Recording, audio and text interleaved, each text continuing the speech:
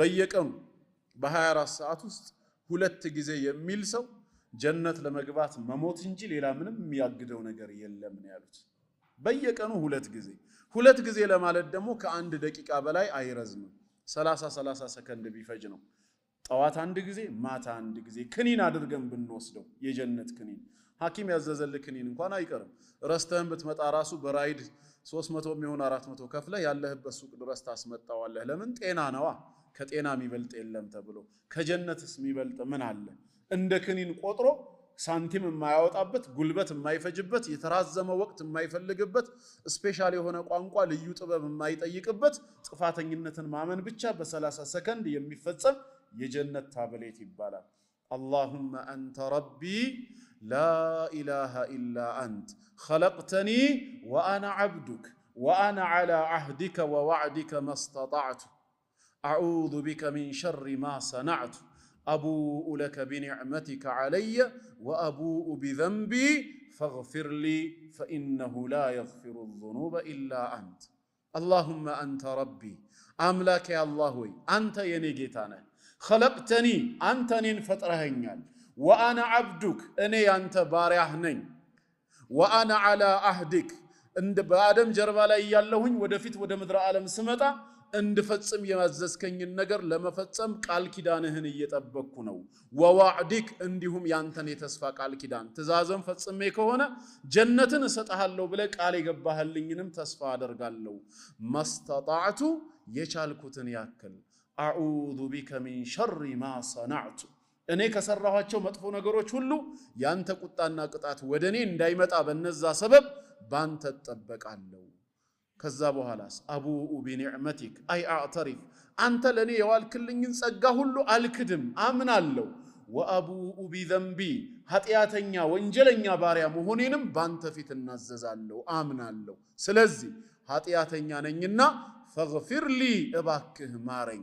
ፈኢነሁ ላ የግፊሩ ዙኑበ ኢላ አንተ ወንጀልን ካንተ በስተቀር ማንም የሚምር የለም ነው። ይችን ቃል አሉ ረሱል ዓለይሂ ሰላቱ ወሰላም فمن قالها من النهار موقنا بها በቀኑ ክፍለ ጊዜ በሷ እርግጠኛ ሆኖ የተናገራት ሰው አሉ። የትኛው ቀን? ከፈጅር በኋላ ሰላቱል ዐስር እስኪደርስ ባለው فمات من يومه قبل أن يمسي ታዲያ በዛው ቀን ላይ አጀሉ ደርሶ ከማምሸቱ በፊት ቢሞት فهو من أهل الجنة የጀነት ሰው ነው። ومن قالها من الليل موقنا بها በሌሊቱ ክፍልም እርግጠኛ ሆኖ በሷ ያለ ሰው ከዐስር በኋላ ፈጅር እስኪደርስ ደግሞ ባለው የተናገረ ሰው አንዴ ማለት ነው። فمات من ليلته قبل أن يصبح ከማንጋቱ በፊት ቢሞት በዛው ሌሊት فهو من أهل الجنة የጀነት ሰው ጠዋት አንድ ማታ አንድ። አሁን ያለውን ዚክር ብንደግመው 30 ሰከንድ እንኳን አይሞላም። ዝም ብለን 30 ሰከንድ እንኳን ብናደርገው 2 ጊዜ ለማለት 1 ደቂቃ ነው የሚፈጀው። በአንድ ቀን ውስጥ 1 ደቂቃ ነይቶ ኃጢአተኛ መሆኑን አምኖ ጌታዬ ይምረኝ ዘንድ ብሎ እንደ ዚክር ክኒን አድርጎ ለምን አይቆጥረው? አላህ ይወፍቀን፣ የተግባር ሰው ያደርገን።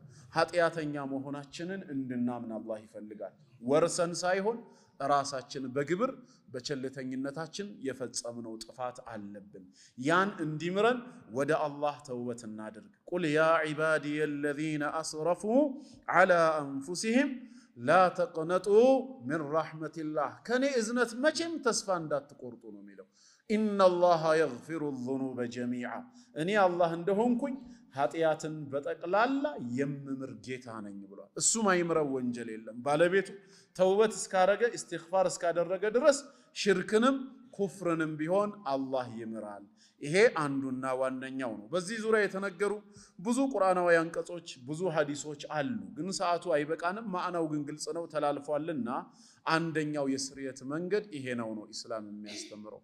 የከፈረም ሰው ተውበት አድርጎ በሸሃደተይን ከተመለሰ ሙሉ ኃጢያቱ እንደሚሰረዝ ግልጽ ነው። ሁለተኛውስ በኢስላም ከተውበት በተጨማሪ ሌሎች ኃጢያቶቻችን እንዲሰረዙ ኢስላም ምን ያበጀው መልካም ነገር ምን አለ ሲባል በኸይር ስራ ላይ መሳተፍ መልካም ስራ መስራት ኃጢያትን ያስወግዳል ብለን እናምናለን በአላህ ቸርነት።